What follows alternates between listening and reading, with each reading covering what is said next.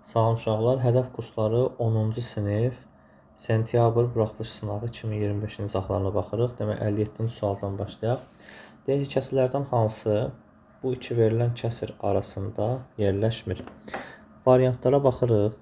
Demək 7 ilə 8-i görürük. Variantlarda isə hansı ədədləri görürük? 7, 56, 28 ədədlərini görürük. Bunların hər biri üçün ortaq məxrəc 7-ni 8-ə vurub 56 eləməliyik. Deməli 7-də 3 nəyə bərabərdir? 56-da 7-ni 56 eləmək üçün 8-ə vurmaq lazımdır. 3-ü də 8-ə vuraq, olsun 24. 56-da 24. 8-də 5 isə 56-da 35 deməkdir. 56-da 24 ilə 56-da 35-dir bu ədədlər. Yəni 7-də 3, 56-da 24, 8-də 5 isə 56-da 35 deməkdir. İndi variantların bir-bir hamısını 56-ya gətirək. Demək, A variantı 56-da, demək, hər tərəfi 8-də vuracam, 40. B variantı zaten 56 ilandır. C variantı 56-ya gəlmək üçün kəsin hər tərəfini 2-yə vurmaq lazımdır.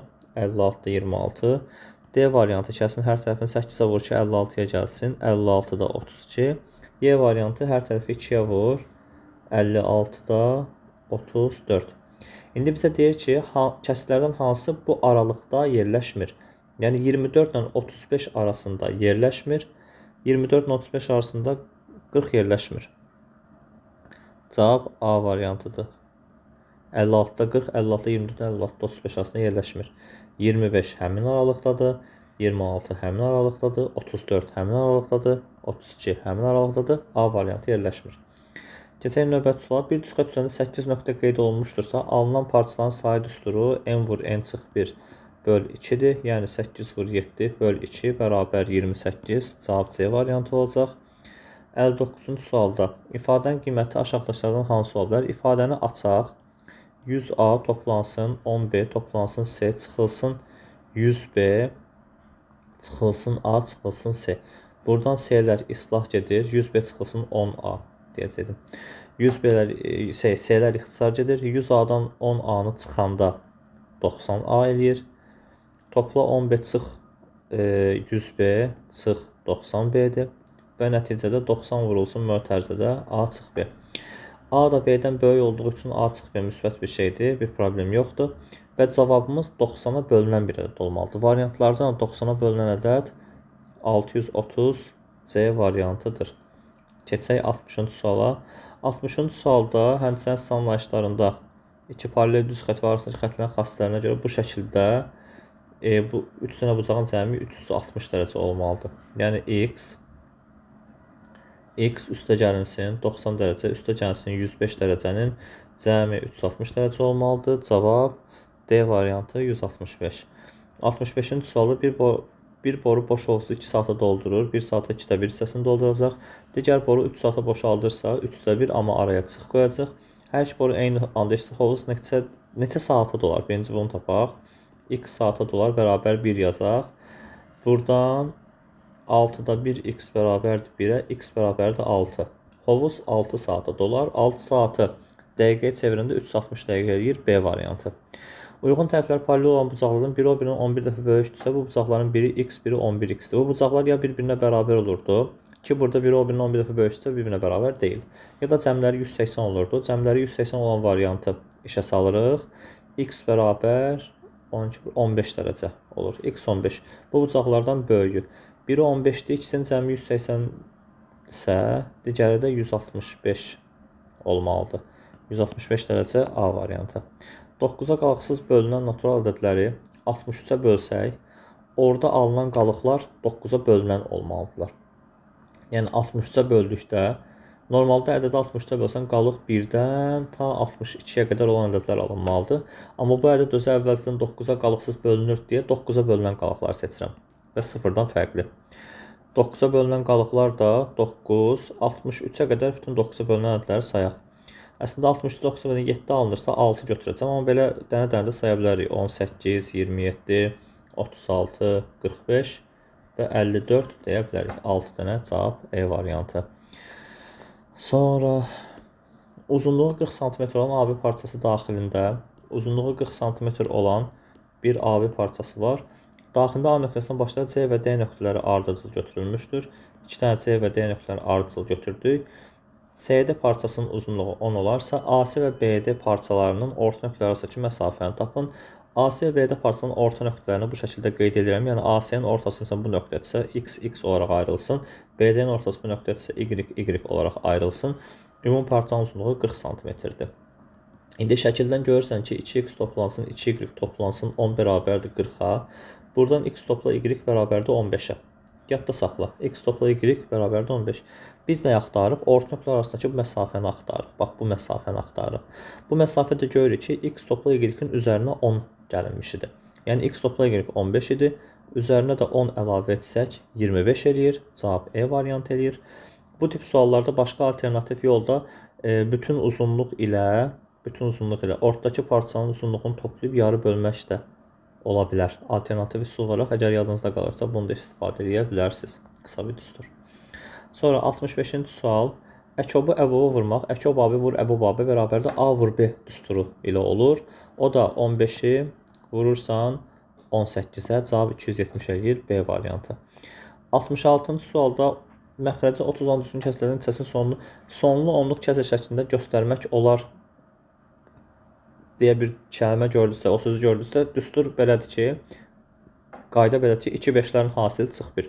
30-u vuruqlara ayırıram. 2 vur 5 vur 3, 2 vur 3 vur 5, 2 vur 3 vur 5 və 2 5-lərin hasili 10, ondan 1 çıxırıq 9. Yəni demək, sonlu onluq kəsr şəklində göstərmək olur qaydası nəymiş? 2 5-lərin hasili çıx 1. Sonra 67-ci sual. Rəqəmlər cəminin 3 mislinə bərabər olan 2 rəqəmlər. Demək, bir 2 rəqəmli ədəd var. O ədəd öz rəqəmləri cəminin 3 qatına bərabərdir. Demək, bu 10 AB düsturunu açıram. 10A toplansın B bərabərdir 3A toplansın 3B-yə, 7A bərabərdir 2B. Demək, buradan A bərabər 14 tamamlamaq üçün A bərabər 2B bərabər 7 ola bilər. Və bunların 2 mislinə baxmırıq. 2 mislinə baxsaq 7-nin 2 qatı rəqəm olmamış olur. Ona görə A yeganə bir həll var. A bərabər 2 və B bərabər 7. A 2, B 7 bu ədəd 27-dir. Həmin ədəd tapın deyir 27. 5 qızın olduğu 12 nəfərlik sinifdə 3 oğlan dərsə gəlməyib. Aha. 5 qızın olduğu 12 nəfərlik. Demək, bu sinifdə 5 qız, 7 oğlan olmalıdır normalda. 3 oğlan dərsə gəlməyib. Yəni 5 qız, 4 oğlan var.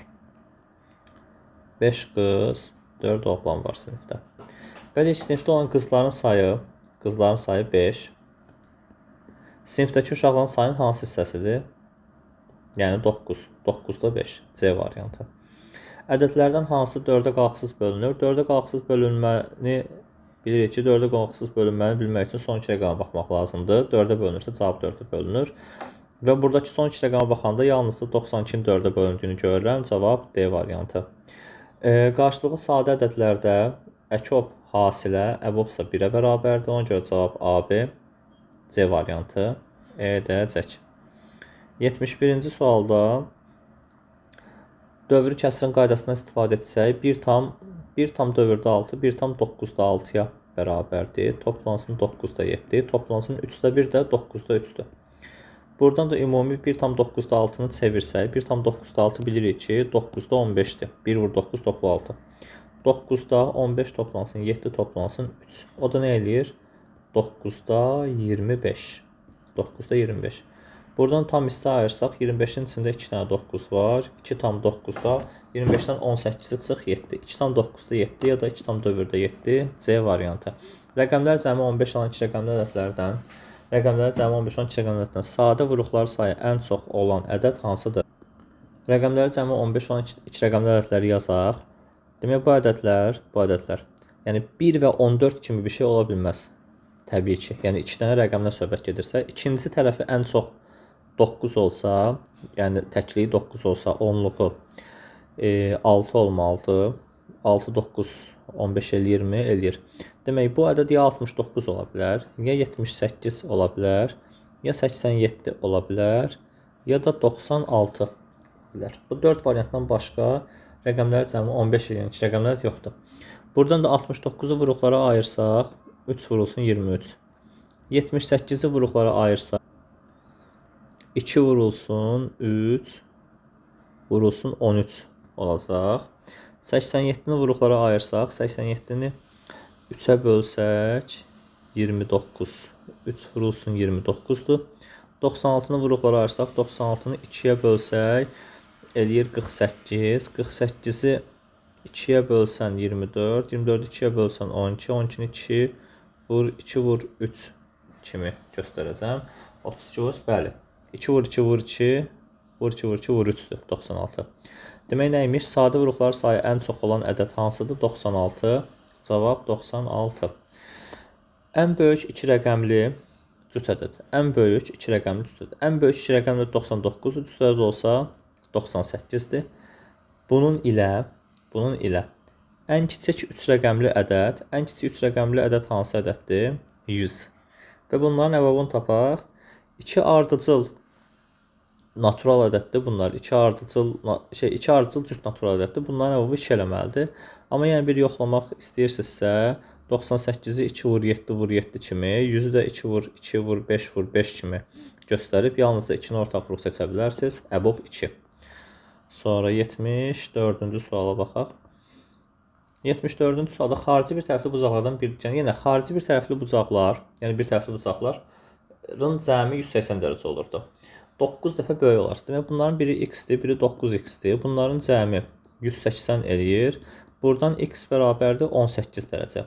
Kiçik bucağın dərəcə ölçüsü 18, böyük bucağın dərəcə ölçüsü desəydi 162 deyərdim. Natural bölənlərin sayını tapmaq üçün qüvvətləri bir vahid artırmaq lazımdır. 2-ni bir vahid artırdım 3 elədi, 7-ni bir vahid artırdım 8 elədi. Cavab 24-dir. 76-cı sualda 2 ardıcıl tək ədədin cəmi 92-dir. Demək 2 ardıcıl tək ədədin biri 2n plus 1, digəri də 2n plus 3 olsun. Bunların cəmi eləyir 92. Buradan 4n bərabərdir 88-ə, n bərabərdir 22. Demək bu ədədlərin biri 22-ni 2-yə vur üstünə 1 gəl 45. Ardı cəgənin tək ədəd isə 47 olmalıdır. 45-dən 47. Bu ədədlərin böyüyü 47. Cavab 47. Düz bucağın qiymətini 2-yə bölsək, düz bucaq 90 dərəcədir. 90 dərəcə. Bunun qiymətini 2-yə bölsək, cavab 45 dərəcə alınar. 78-ci sual. 720 ədədini sadə vuruqlara ayırın və sadə vuruqlarının sayını tapın. 720 ədədini biraz böyüdək. Sadə vuruqlara ayırsaq 2, 2, 2, 2, 3, 3, 5 olmalıdır. Sadə vuruqlara ayırdıq. Sadə vuruqların sayını tapın. Sadə vuruqların sayı 1, 2, 3, 4, 5, 6 və 7. Ya da ki bunu 2 üstü 4 vur 3 üstü 2 vur 5 yazsaq 5 üstü 1. Qüvvətləri toplamaqla görə bilərik 7 eləyəcək. Sadə vuruqların sayı 7. A çıx B bərabər 1 olarsa A və B ədədlərinin əvəbini tapırıq. A çıx B 1 olarsa A bərabərdir B üstə gəl 1. B-nin üstünə 1 gəndə A eləyirsə demək B və A ardıcıl natural ədədlərdir. Ardıcıl natural ədədlər qarşılıqlı sadə ədədlər olur. Qarşılıqlı sadə ədədlərin əvəbi isə 1-ə bərabər olur. Ona görə cavab da 1. Qarşılıqlı bucaqların tən bölənlər arasındakı bucağı tapaq. Fikrimizdə əsaslandıraq. Demək 2 dənə qarşılıqlı bucaq çəkdim. Bunun tən böləni ilə bunun tən böləni eyni bucaqlar olduğundan alfa alfa və yenə alfa alfa əmələ gətirirlər. Digər 2 qarşılıqlı bucaq da beta betadır. Buradan görürük ki 4 dənə alfa ilə 2 dənə betanı toplayanda 360 dərəcə eləyir. Bir bütöv dairəni əhatə edir. O zaman bu ifadəni də yarı bölsəm 2a toplansın, 2 alfa toplansın beta bərabər 180 dərəcə olacaq. Və tən bölənlər həqiqətən də bu xətləridir və bu xətlərin arasında 2 alfa topla beta bucağını görürük və o 180 dərəcə olur. Fikrimizdə əsaslandırdıq. A-nın hansısa ən kiçik qiyməti bu kəsir düzdür. Kəsirin düzgün kəsir olması üçün surət məxrəcdən kiçik olmalıdır. 5 A plus 3-dən kiçik olmalıdır. 3-ü gətir sol tərəfə, yəni 2 A-dan kiçik olmalıdır. Ya da A 2-dən böyük olmalıdır. A 2-dən böyük ən çox nə ola bilər? 3. A 2-dən böyük ən az nə ola bilər? Ən kiçik qiymət deyir 3. Cavab 3 olacaq. Bu qədər uşaqlar. Bu da 10-cu sinifin izahı idi. Ümid edirəm ki, faydalı olmuşdur. Sağ olun.